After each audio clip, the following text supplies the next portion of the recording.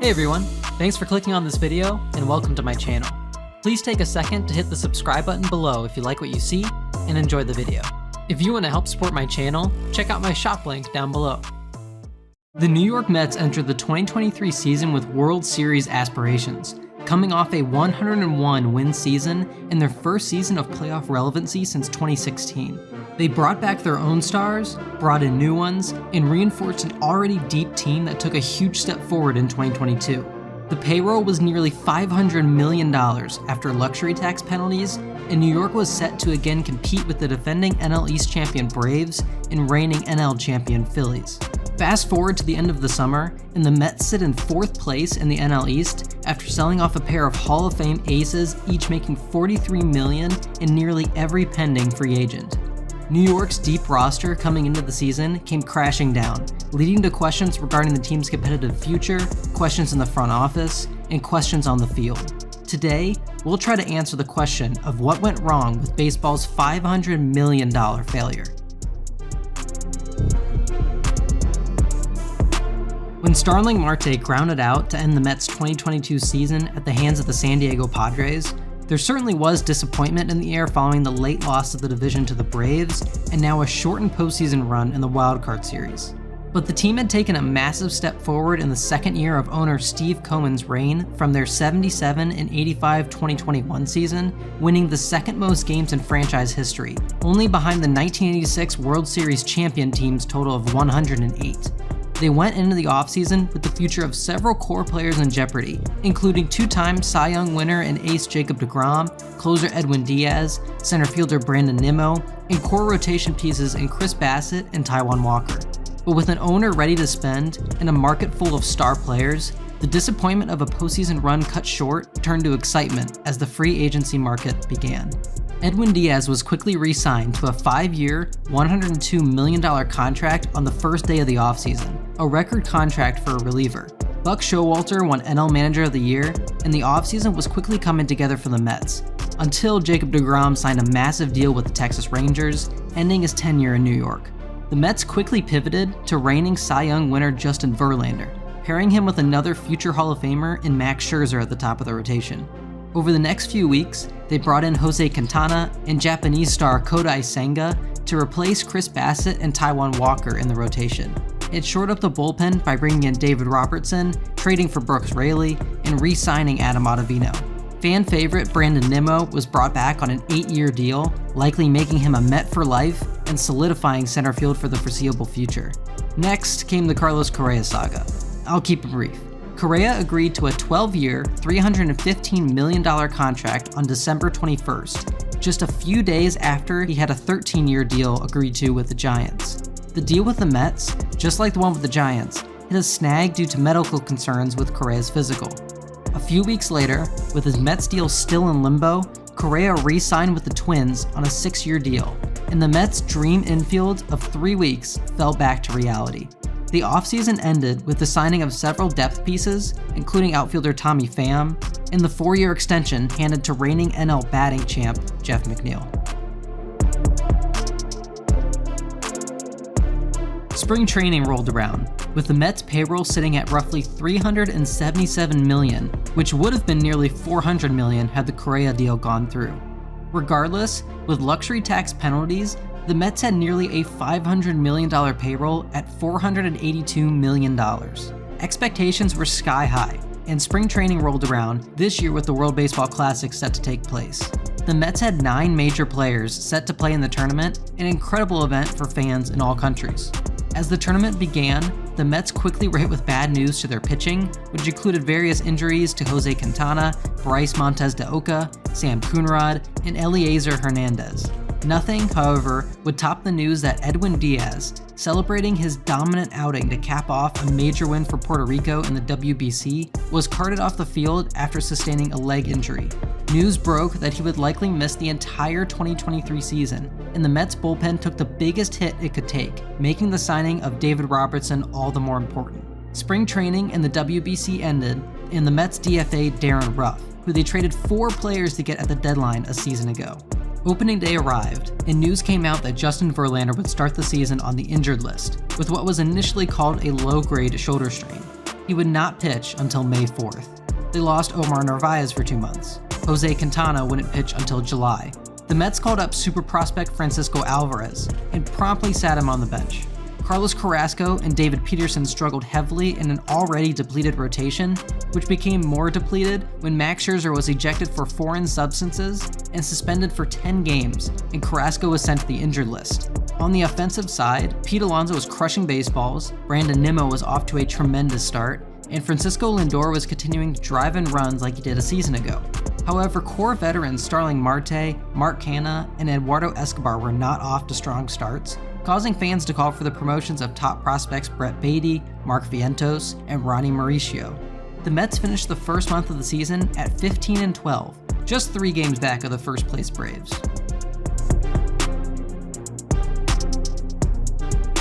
The Mets were still playing decent baseball in May considering their injury status, but there were several worrying trends emerging in the young season. The starting rotation, plagued by injuries, rarely completed 6 innings during their starts, handing much of the pitching load over to the bullpen, which was already down Edwin Diaz. David Robertson had been fantastic so far in the closer role, but stretching the bullpen every night was going to take its toll eventually. This was a team that expected Max Scherzer and Justin Verlander to pitch deep into games, along with a reliable Jose Quintana and Japanese rookie Kodai Senga. Quintana had yet to throw a pitch, Verlander was just coming back from injury, Scherzer was battling a suspension and ineffectiveness, leaving Senga as the only reliable arm in the rotation, and he was going through his own adjustments as well to Major League Baseball. Halfway through May, the only starter with an ERA under 4 was Verlander, who had only made 2 starts. During this period, the team slid to under 500, with the Mets ranking 25th in the league in ERA. There were nights where the offense simply disappeared, with New York ranking around the middle of the league in OPS. These trends, although concerning, were somewhat pushed aside with the fact that the rotation was still missing Jose Quintana and Carlos Carrasco, Verlander had just come back, and Max Scherzer was going to find some consistency again. The Mets took a series against the Rays that included a dramatic comeback fueled by Francisco Alvarez and Pete Alonso, then swept the Guardians at home in what was the most exciting slate of home games in a long time. They then lost the next 2 series to the Cubs and Rockies, showcasing a theme that would plague the team all season. 1 step forward, then 2, sometimes 3 steps back. The team could not find consistency and seemed to hate momentum more than anything. Despite all this, they finished May at 29-27, still just 4 games back of first place in the East and keeping optimism alive for fans. Francisco Alvarez was developing in front of everyone's eyes, the team had called up Mark Vientos and Brett Baty, Carlos Carrasco made his return, and Kodai Senga turned in his most impressive performance yet against the Phillies. What could go wrong? As the summer began, I thought things had a chance to start turning for the better. The Mets then proceeded to go 7-19 in the month of June. They got swept by the Blue Jays at home, swept by the Braves in Atlanta, which was capped off by one of the most embarrassing bullpen meltdowns to date, and lost a series to the abysmal Pirates and Cardinals. They lost then MLB home run leader Pete Alonso on a pitch that came up and in from Charlie Morton, a dagger to an already inconsistent offense. Every night, it seemed that the team would find a different way to lose. Some nights, the starting pitcher would get rocked early to end things right there. Other nights, the offense would go silent. Other nights, the severely taxed bullpen would find a creative way to lose leads. Perhaps the finale of it all was the June 25th game in Philadelphia, in which the bullpen proceeded to blow a 6-3 lead in the 8th inning, where the Phillies scored 4 runs on just 1 hit, an error, 3 walks, and back-to-back bases-loaded hit-by pitches. The effects of a starting rotation unable to complete 6 innings was manifesting right in front of everyone's eyes, and Lowell Mets was back in full swing. They dropped 3 of 4 against Milwaukee and the opener against the Giants to finish the month without a series win, and a record of 36-46. They were in 4th place in the NL East, only in front of the tanking Nationals. This month really was the dagger in the 2023 Mets season. Although the team was not playing consistently well really at any point during the season, June's performance pushed forward the reality that this nearly $500 million team had a very high chance of missing the playoffs, barring a hot streak before the All-Star break. The Mets becoming sellers at the deadline was quickly becoming a possibility, especially with the free agents that were set to leave after this season. The team had already moved on from clubhouse favorite Eduardo Escobar, sending him to the Angels. They had optioned once promising starter Tylor Megill to the minors. Drew Smith was ejected and suspended for foreign substances on national TV, joining Scherzer as the second Met this season. Fans called for the dismissal of Buck Showalter due to his dismissive post-game quotes, refusal to play young players like the top prospects they had just promoted, and his bullpen management. They continued to call for Billy Epler to lose his position as the GM. Steve Cohen held a press conference on June 28th to address the team's struggles and to reiterate his support for Showalter and Epler this season. During the June stretch, the Mets led by at least 3 runs in 5 of the 19 games that they lost. They lost 7 out of the 8 one-run games that they played in. In 30 days, the World Series season outlook was completely flipped upside down as the All-Star break and trade deadline rapidly approached. Steve Cohen said at his press conference, "If I'm in this position at the trade deadline, I'm not adding."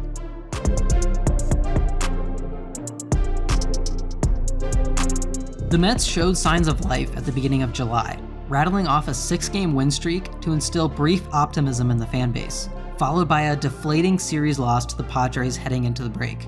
Once again, just as momentum had started to build for the team, they were pushed backwards. They came out of the break with a 42-48 record, 18.5 games behind the 60-win Atlanta Braves, and still behind several teams for a wildcard spot. They played .500 baseball for the next week and a half, still unable to get any momentum. With the trade deadline just a few days away and the team no closer to a playoff spot, trade rumors began to circulate. Everyone knew that if the Mets were going to sell, players like Tommy Pham, Mark Canha, and David Robertson were certainly going to be traded, with their contracts expiring at the end of the season. When word came out that the team had made Max Scherzer and Justin Verlander available, questions about their intentions to compete in 2024 began to circulate. The sell-off began with the trade of David Robertson to the Marlins on July 28th, a move that netted the Mets a pair of rookie league prospects, and a move that prompted Max Scherzer to speak with the front office regarding the competitive future of the team. The next evening, word came out that a deal was in place to send Scherzer to the first-place Texas Rangers, pending Scherzer's approval due to his no-trade clause. A few hours later, the trade became official, with Scherzer opting in to his 2024 player option, and the Mets received 21-year-old shortstop Luis Angel Acuna, brother of Atlanta Braves star Ronald Acuna Jr. The next day, Justin Verlander won his 250th career game at Citi Field, and what would be his final start in his brief Mets tenure. Mark Canha was the next Met to be traded on July 31st, sent to Milwaukee for a minor league pitcher. On the afternoon of August 1st, Justin Verlander was officially traded back to the Houston Astros for a pair of top outfield prospects in Drew Gilbert and Ryan Clifford. In less than 3 days, the Mets had traded $208 million worth in 2 Hall of Fame starters over this season and the next 2. They had sent significant money to Texas and Houston in order to get back more highly regarded prospects, revamping their farm system with the players they got in return. With the trades of Tommy Pham to Arizona, reliever Dominic Leone to the Angels, and getting swept by the Royals in the series following the deadline, the dismantling of the $500 million Mets was complete, leaving questions of what went wrong, who was to blame, and would the team even be competitive in 2024. It's hard to point to one thing that derailed the 2023 season for the Mets, but you can point to 3 main factors that led to the quick demise of the team that won 101 games a season ago. The first and obvious one being injuries, whether it was losing Edwin Diaz, Justin Verlander, and Jose Quintana before they even threw a pitch in the regular season, to rotation mainstays and depth pieces in Carlos Carrasco, Bryce Montes de Oca, Sam Coonrod, Eliezer Hernandez, Steven Ridings, to lineup pieces like Pete Alonso, the team's depth was tested from the beginning. The lack of depth led to the second reason the Mets fell apart this season, the starting rotation's inability to go deep into games. This inherently led to an overworked bullpen, which resulted in blown leads and ineffectiveness for a bullpen that is better than what they displayed. Finally, underperformance from core lineup mainstays like Jeff McNeil, Mark Canha, Eduardo Escobar, Starling Marte, and Daniel Vogelbach hampered a lineup that scored the 5th most runs in baseball a season ago with essentially the same players. You can't point to one aspect to blame the team's downfall on, but these main factors contributed to a team that was supposed to be competing for a World Series title, missing the playoffs, and selling off a pair of Hall of Fame aces. There are questions surrounding the Mets' 2024 competitive window, but you can look at this season and pick out positives to show that the framework to compete next season is still there. Kodai Senga has been stellar in his transition from Japan. Francisco Alvarez has begun to develop into the star that he was projected to be. Despite Pete Alonso's cold spells, he still remains one of the best power hitters right now. Francisco Lindor is one of the best shortstops in the game on both sides of the ball, despite what you'll hear on Twitter. The revamped farm system has some legit prospects thanks to Steve Cohen being willing to eat money in exchange for a better trade return. The 2023 Mets were bad for baseball. They were bad because they gave owners who are reluctant to spend money a reason to be reluctant. The question moving forward, is Steve Cohen going to continue to spend incredible amounts of money after seeing his $500 million investment come up empty? We'll just have to see. Thank you all for watching. Thank you for watching this video. If you want to see more content like this, be sure to hit the subscribe button below.